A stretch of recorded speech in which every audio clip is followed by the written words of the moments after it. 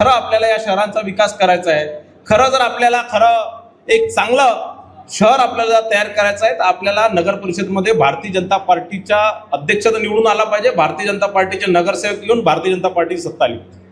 आणि नुसतं सत्ता गाजवण्यासाठी नाही तर त्या शहरामध्ये कुठचंही जे चुकीचं काम मागच्या 4 वर्षापासून होत आहे. आपल्याला माहित आहे भंडारा शहरामध्ये अनेक विकास कामं झाले, पण त्या विकास कामामध्ये 25 आणि 30% कट झाल्याशिवाय एकही काम झालं नाही. मोठ्या प्रमाणात करोडो रुपयाचे भ्रष्टाचार भंडारा नगर परिषदमध्ये झालेले आहे आणि 4 वर्ष या नगर परिषदेवर कोणीही कुणाचाही हस्तक्षेप नव्हता, कोणीही कुणाची बंदिश नव्हती आणि कुठेतरी आपली नगर परिषद आली तर विकास कामं तर होणारच, पण पहिले हे जे भ्रष्टाचार जे भंडारा शहरवासींचे जे पैसे जे खाण्यात आले 25 आणि 30%, याच्यावर पहिले कारवाई होणार, याच्यावर पहिले चौकशा होणार आणि हे जे